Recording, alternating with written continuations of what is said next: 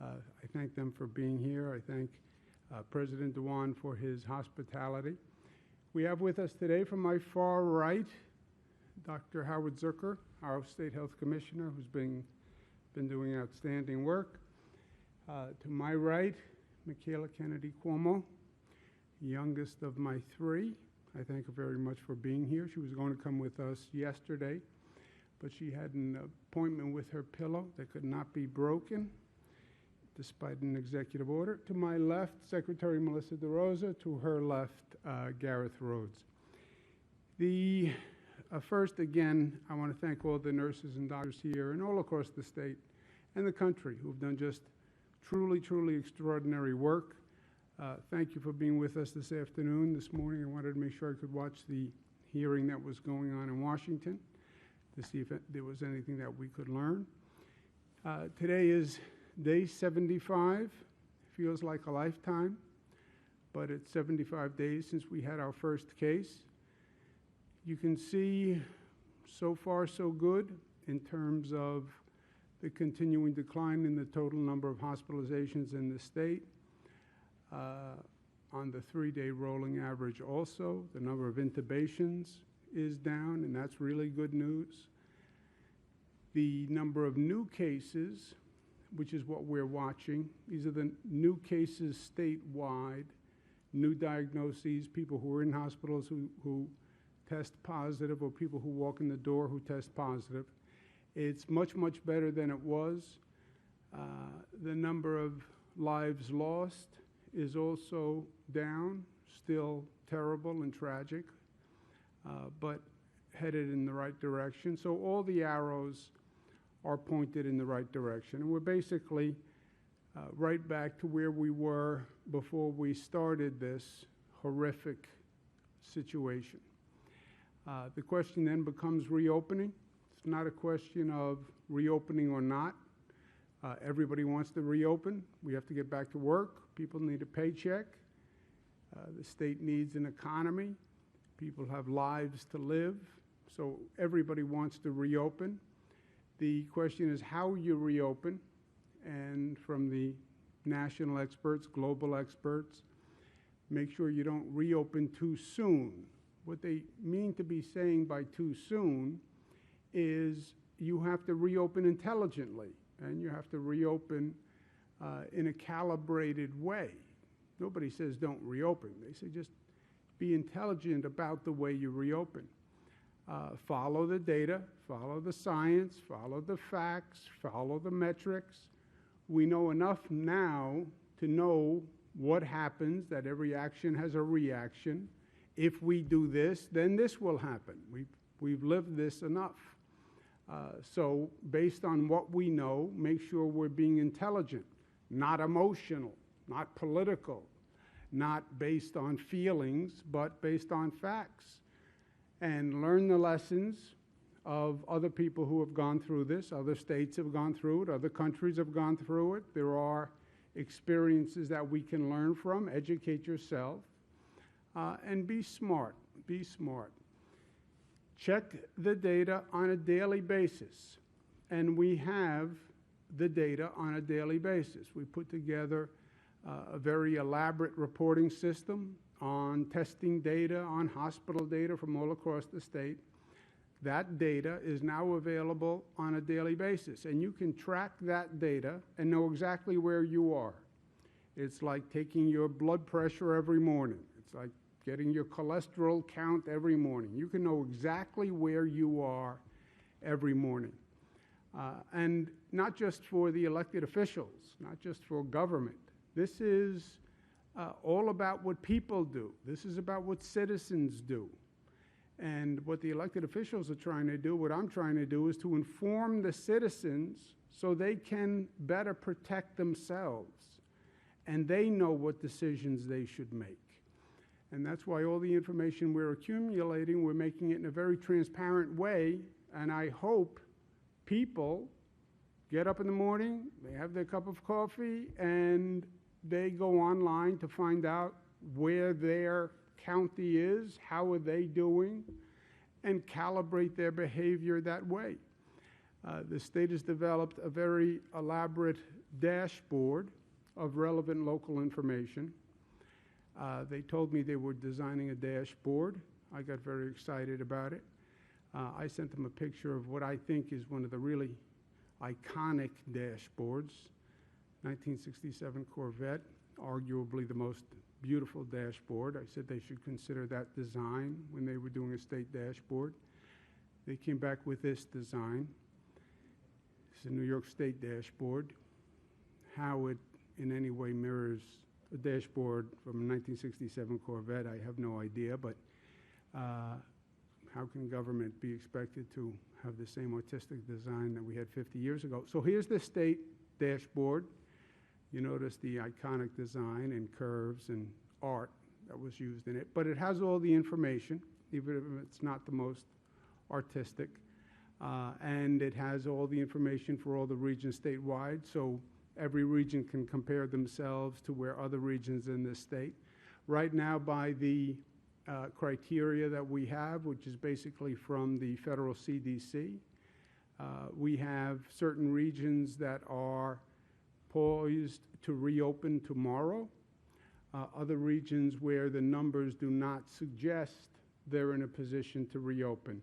And this is all based on the metrics and the numbers. How many hospitalizations do you have? Are the cases going up? Are they going down? Do you have your testing in place? Do you have your tracing in place? And obviously, we have different rates of infection across the state, hence the variance in opening times. A big responsibility is now going to fall to local government to manage this situation. My advice to local governments are, in terms of priority, daily monitoring of numbers. Daily monitoring of numbers and daily monitoring of numbers are the first three priorities, right? Know the facts, know what you're dealing with, you know what activities you engaged, you know how you increase the level of activity. We're measuring the effect of that activity. Make sure you monitor it every morning. Make sure the businesses that open are in compliance with the guidelines that are opening. Make sure individuals comply. You know, you're going to say it's a reopening. People are going to say, hallelujah, run out of their house. They're going to want to get out. They're going to want to do things. Reopening, phased reopening does not mean the problem has gone away. It means we have controlled the problem because of what we did and because of our individual responsibility and individual actions. And that has to be maintained. And I would urge local governments to be diligent about the business compliance and about individual compliance. And then if you see a change in those numbers, react immediately. React immediately. If you allow this virus to get ahead of us, we will have a problem. So we'll have the data, react immediately. At the same time, the states need help from the federal government, and that's a topic that's being discussed now. Washington must act. It must be smart. It must be fast. New York State is a $61 billion hole. When you shut down the economy, you obviously create an economic hole for the state. Well, what does the state fund? The state funds local governments, funds schools, funds healthcare. If the state has no budget, then schools get cut, hospitals get cut, local governments get cut. If local governments get cut, then you cut police and firefighters. Why would you ever want to cut essential frontline personnel at this time? Makes no sense. Washington has already acted. They've done a lot of business incentives. Great.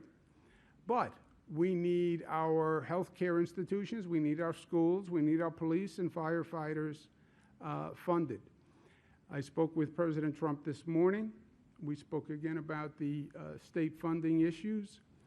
He heard me out. I've also asked him to expedite certain payments, and he's expediting a $3.9 billion payment to the MTA, which is a very large transportation agency in the state, which desperately needs funding because the ridership is way down.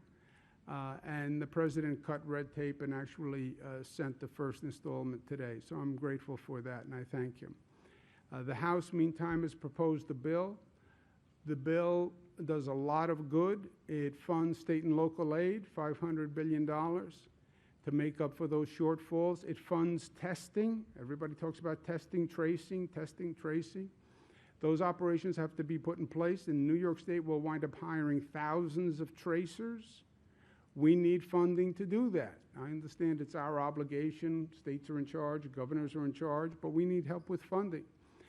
And the House bill repeals the SALT tax change that was made in Washington about 3 years ago. And that tax change that they made cost New York State billions.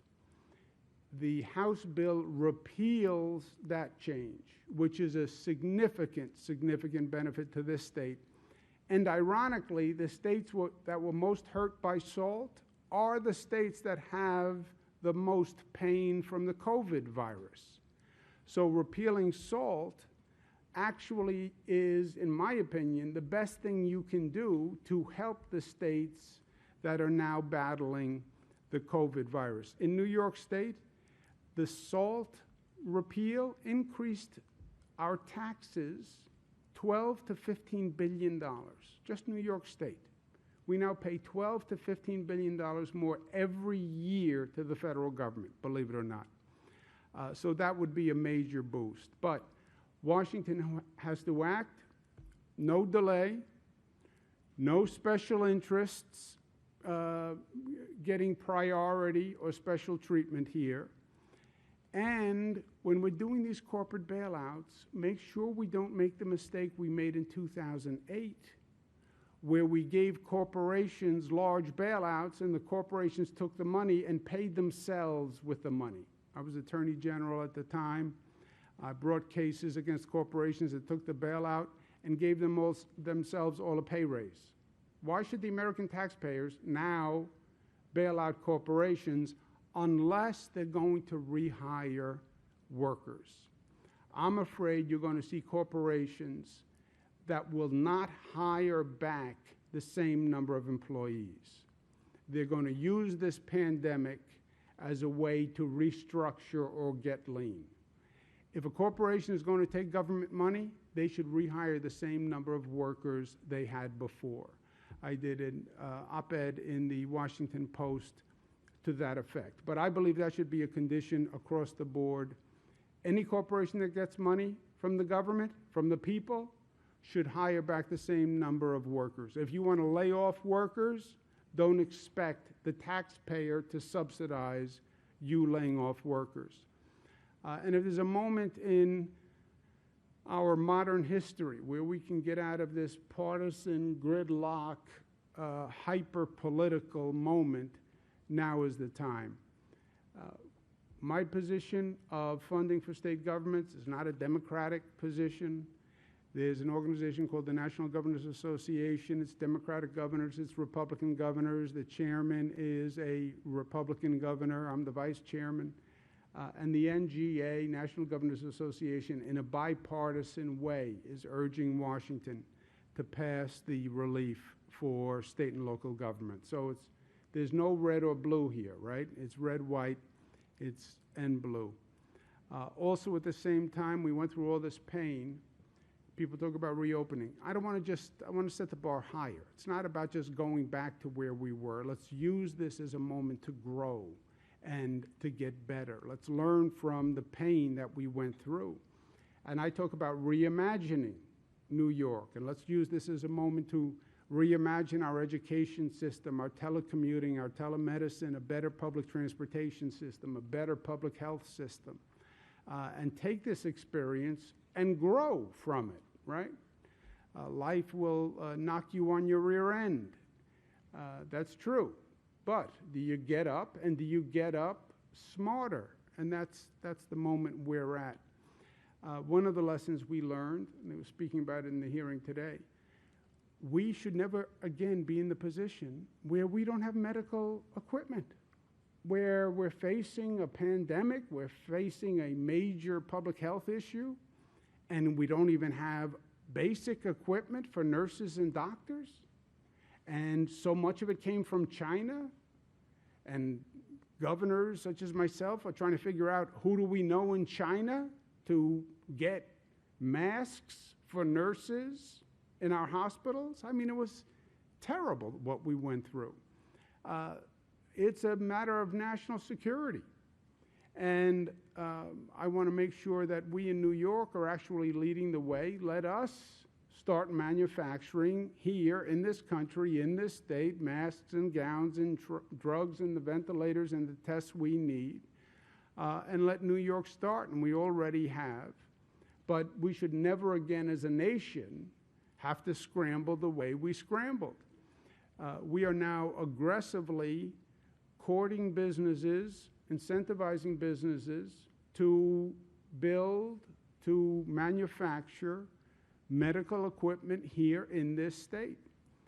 And the state will partner with corporations to do that. So if you want to start, grow your business, expand your business, manufacturing masks and gowns is not the most difficult situation technologically. The volume is the problem, the quantity. But we want to develop that here in this state.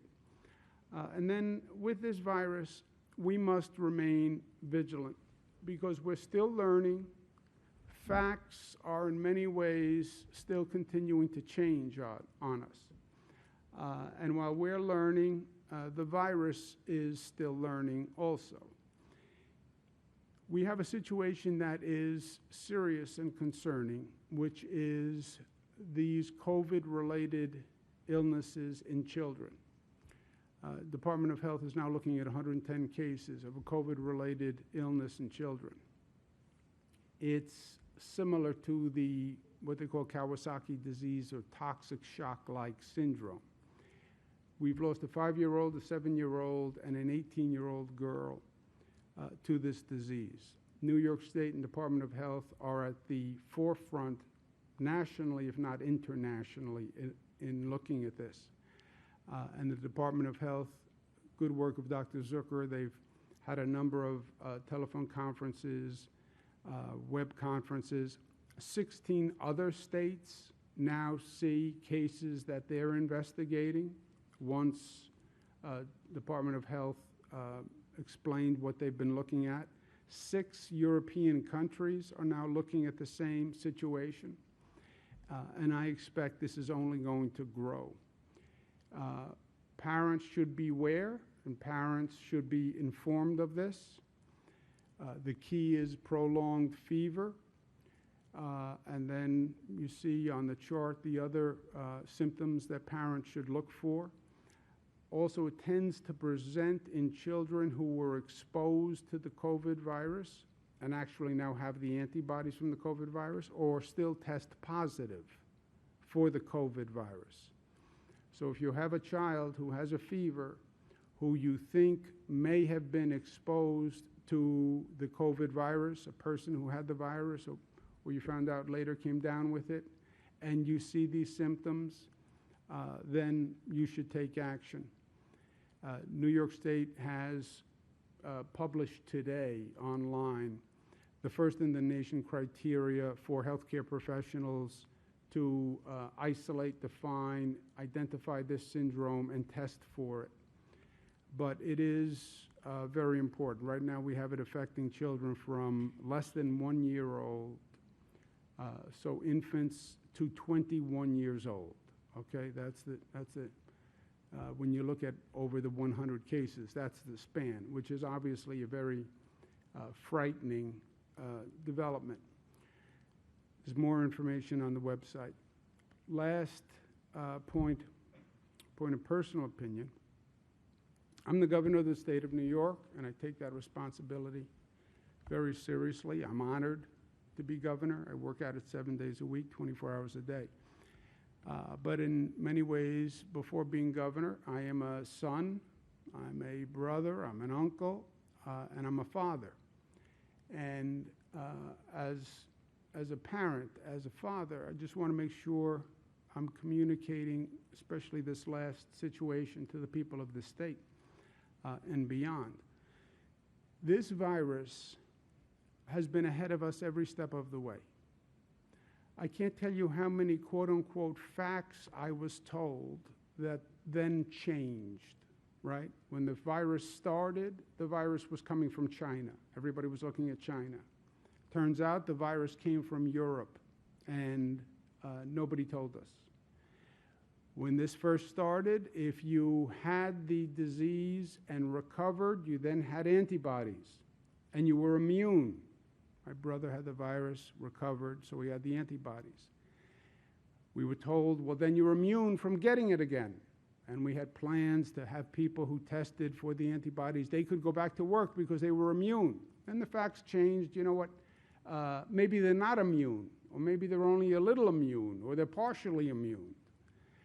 Then we were told children are not affected by the virus. That was the only good news, by the way, in the whole first evaluation. Children aren't affected. Okay, now maybe children are affected, and we just didn't know it. Okay, well, what do we know now? Well, we're studying 100 children from 1 to 21. Okay, Michaela, my daughter, is 22. Well, we only have people up until 21, so she's okay. Yeah, until we have someone who's 22, or 23, or 24. So the facts change. I have done my best to give people the information that I know. But I want you to have the same caution flag that I live with. The facts on this virus have changed, and I believe they will continue to change. So take this all with a grain of salt, and my basic point is, do not underestimate this virus. It has beaten us at every turn, and it has surprised us at every turn. Don't take it lightly. Don't underestimate it. I believe the facts will change as we go forward. The more we learn about the virus, the more the facts change, and the worse it gets. There has been no news since we started this where we were actually too cautious or too concerned. All the news has been bad, as far as I'm concerned. So with all this information, with all government is doing, hearings in Washington, all this, you know who's going to protect you? You are. You know who's going to protect Michaela, 22 years old? Michaela being informed. Michaela understanding. I like to think with a little advice from a parent, but she discounts 99%, but maybe 1% of the advice communicates. Michaela's graduating from college this year. They closed the college. She said, you know, a lot of people are having parties and they're having graduation light events. Should I go? You know, 22, you can't tell them anything at 22. I couldn't tell them anything at 21, 20, 19. But I said, well, here's the facts. This is what we know. And is it worth the risk to do it? And Michaela's made all the right decisions. But every parent, every child, it's your job to understand and protect yourself, and I just urge caution. Because everything I say, I tell you everything I know. But I'm also telling you, there are things we don't know yet. And how do you protect yourself from those things? Just be cautious, be diligent. Wearing a mask, wearing gloves, staying away from gatherings. I know they're inconvenient. But God forbid, you know, just God forbid. I've talked to too many families who have lost people. I've talked to too many families who lost people who were not supposed to be lost to this virus, right? This was just about vulnerable people, senior citizens, comorbidities. Yeah, but then how do you lose a 40-year-old who had no symptom of anything, right? Children were not affected. Yeah, until children are affected. So, caution to everyone.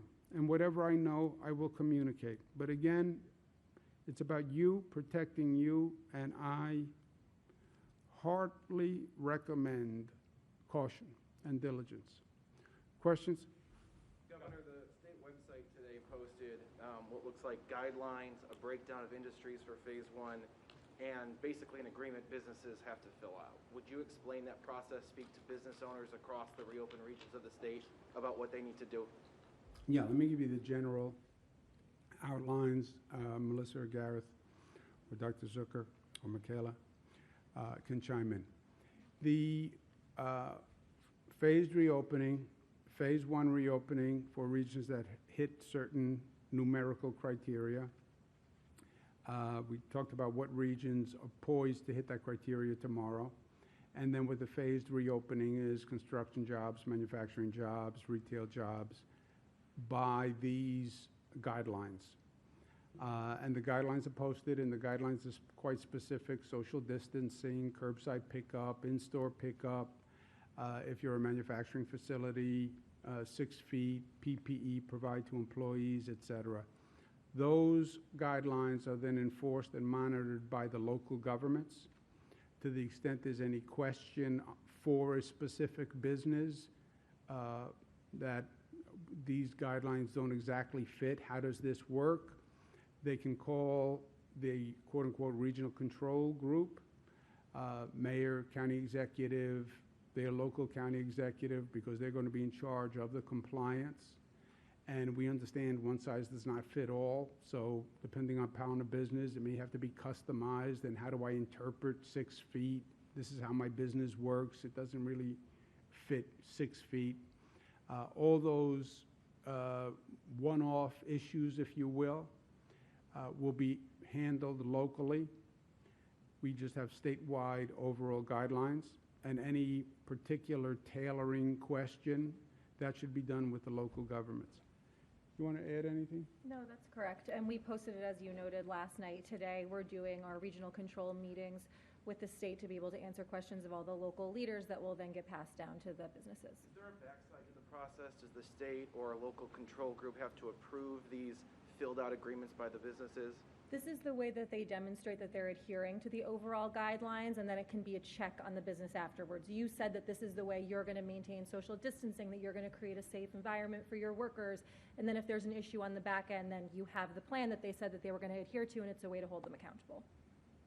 Governor, in our region, we've had about a week to prepare for reopening, and the phased approach is mostly for businesses and things like that. We're getting a lot of questions from people about social acceptability.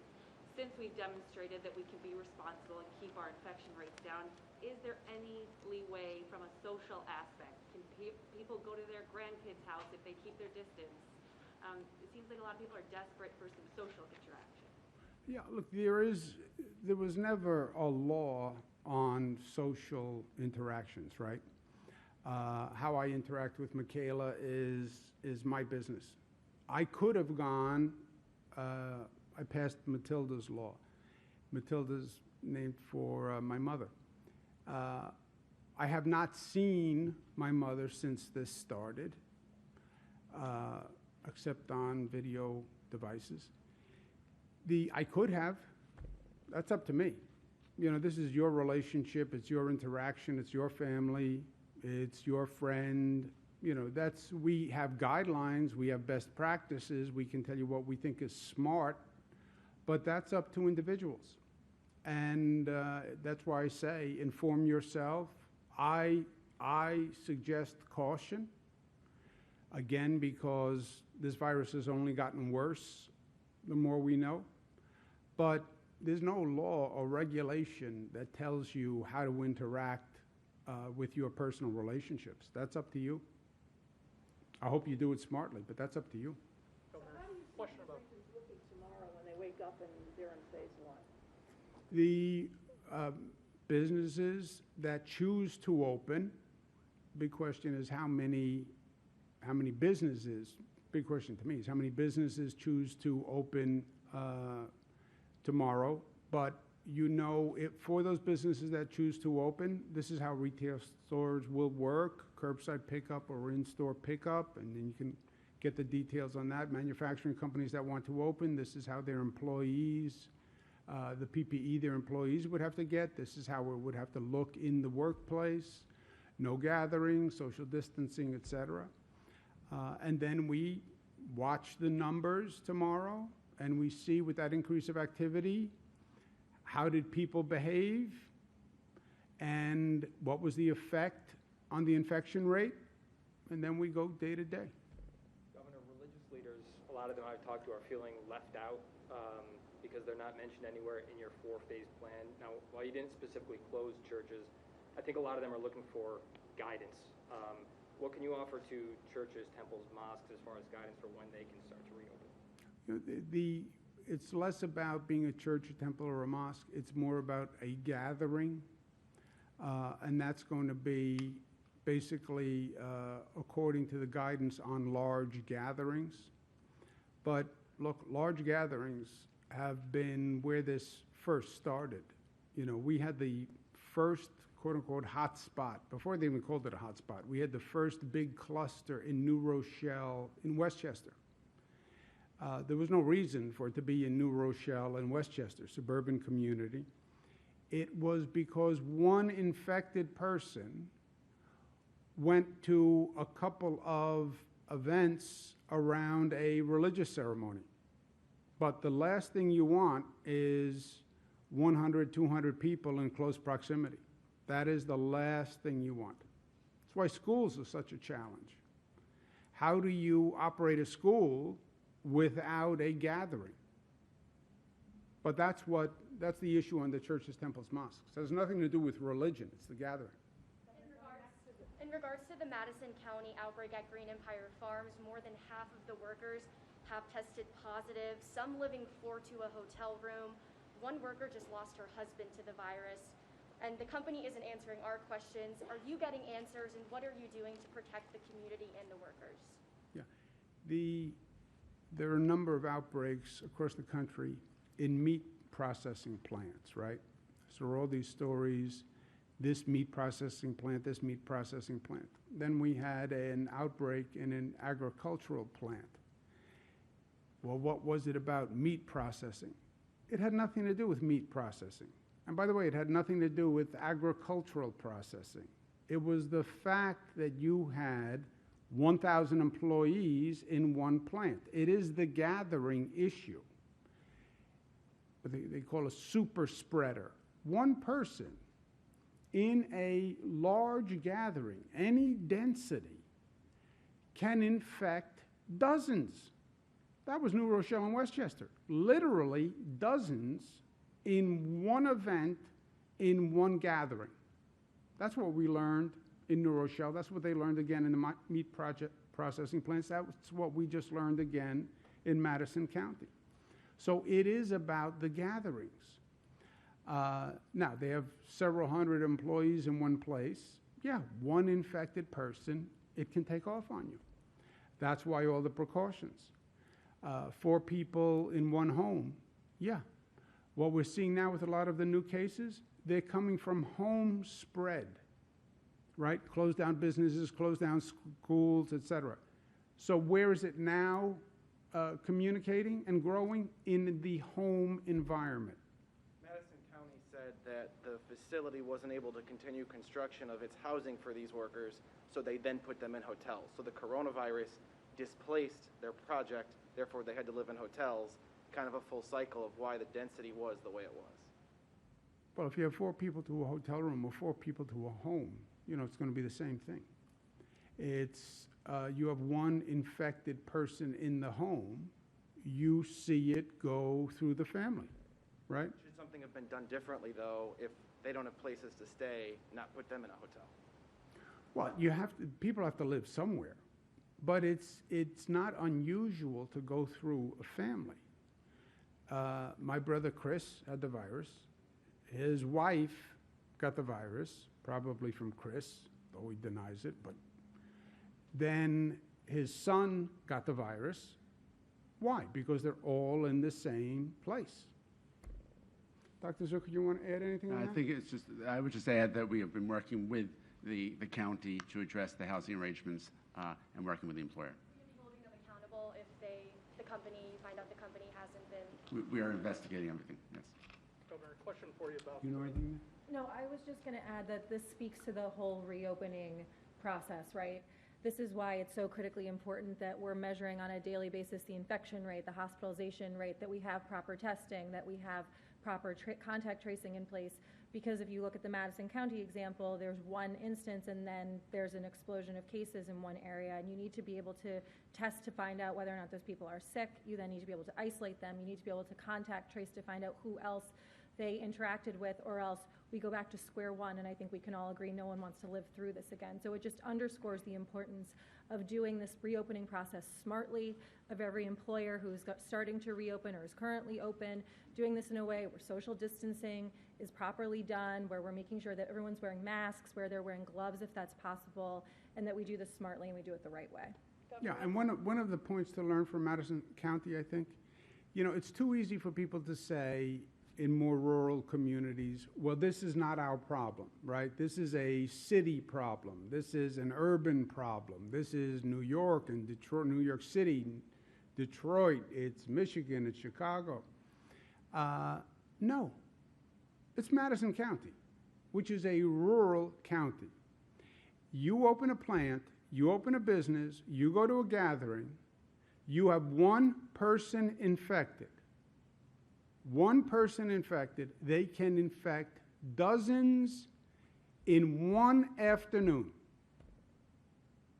One afternoon. I don't care if you're a rural community, suburban community, urban community, nobody is immune. That's what Madison County says. That's what these meat processing plants in Middle America say. In rural communities, one person. You open a business tomorrow with 50 employees, you don't do it right, one person was infected, you can infect 30 of the 50 in one afternoon. As businesses begin to reopen in phase 1, 2, whatever, is there a liability if there is an outbreak at those businesses, and should that be waived? There's federal legislation that is now pending that's going to deal with this liability issue all across the board, but it is a big question.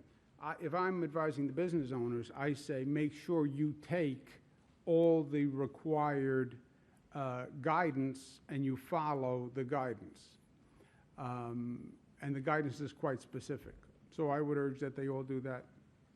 No, and part of the business reopening plan, as you're noting, is something that you have to turn in to attest to the fact that you're adhering to the guidelines. And so if businesses aren't doing that, to the governor's point, I think that they do that at their own peril.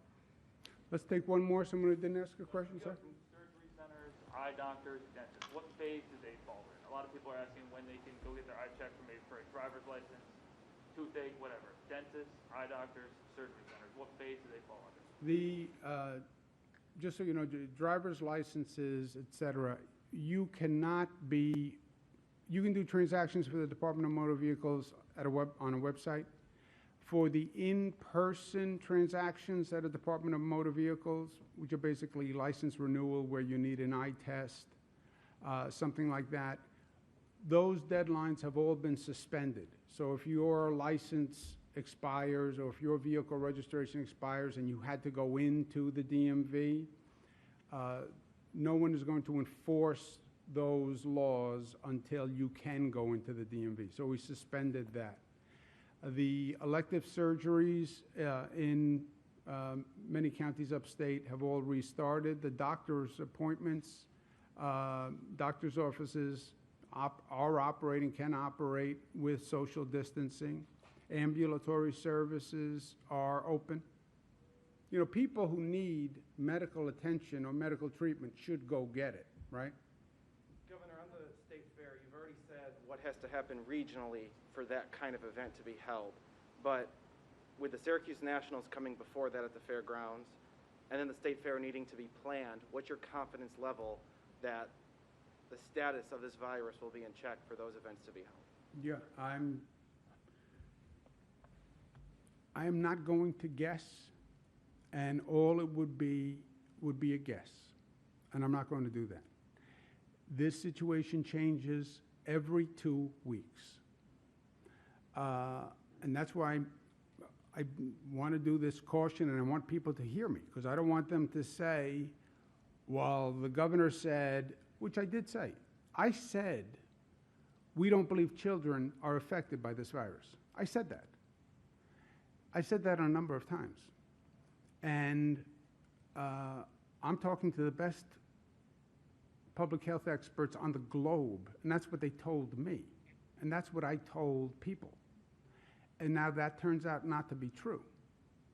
I'm very wary of that, right? And I take that responsibility very seriously. Because when I say it's a fact, I present it as a fact. And a fact is a fact. What's happening here are facts are changing. So to say, here's what I think is going to happen in 5 weeks, 6 weeks, 8 weeks, this is where I think we are going to be in September for schools, no, burn me once. I'm not going to guess. I'm not going to opine. We'll make the decisions when we have to make the decisions because for planning purposes, et cetera. But let's see what the facts are at the last minute that we have to make a decision. What's the last minute for the Syracuse Nationals or state? Well, they have to tell me when their drop dead date is, you know, that I would have to know by this date. I'm under the impression for the Syracuse Nationals, that's tomorrow. Well, they haven't communicated that to us, but, you know, give me the drop dead date and I'll make a decision based on those facts at that time. And then if they change, they change. But I want to make sure we're using the best information we have, and we are in a situation where the information keeps changing. And look, there can be positive information also, right? There could be a medical breakthrough and they announce that they found a therapeutic model that actually treats the virus. So there can be good things that have developed, that develop also. Just hasn't happened yet, but there could be. One housekeeping question. 12:01 Friday morning or 12:01 Saturday morning is when a region can reopen. 12:01 Friday morning, the 15th, is when New York on pause expires. Friday can be a day of business. Yep. There's a lot of confusion among professions that are in phase one about which phases they're in. Hairstylists, professions like that, they think they're phase two. Do you have an idea of when you might have a firm list of which professions are in which phase? I hadn't heard that question, but we can do that. Do you see hairstylists as phase two? I don't know that I'm qualified to opine on that, unless you're saying I need a haircut really badly, and then we'll talk about it. But we'll get the information. We also will have daily calls with the Regional Control Council. The mayor and the county executive are here today. And a lot of this is going to be locally managed, so we'll be working with them. But, you know, the state, one of the beauties of the state, it's a little, we have 10 different regions. Each one is a little different, right? So each one of these situations has to be tailored to that community in that region. And that's why the county executives and the mayor are going to be so important in actually making it work in each region, and we'll be working together with them. So it's possible that different professions could be in different Well, no, a phases. hairstylist is going to be a hairstylist is going to be a hairstylist. I just don't know where a hairstylist falls. So I'm going to gracefully and artfully look to dodge your question on hairstylists until I can go back and get informed, and then I will have someone give you the answer. Thank you very much, guys. Thank you. Thank you. In-person DMV, is that phase one or two? I'm sorry? In-person DMV services? Phase That's one? not a phase. That's when we make a decision on which government agencies to open when. And we'll have a full list of the professions, hairstylists included, and what phases they're in. When you see kids events like camps and playgrounds and dance lessons, Same thing. They'll all be, they go by region. Camps go by regions. so that's Any their reaction decision? to members of Congress, Republican members of Congress from New York calling for an investigation into the nursing home situation in New York? Look, you know, everybody, I would like to say that we are enlightened enough where this is going to be a period where we don't play gratuitous politics. But everybody makes their own decision. Thank you, guys. Thank you very much. Good to see you guys. Thank you. Thank you, Mr. President. Thank you.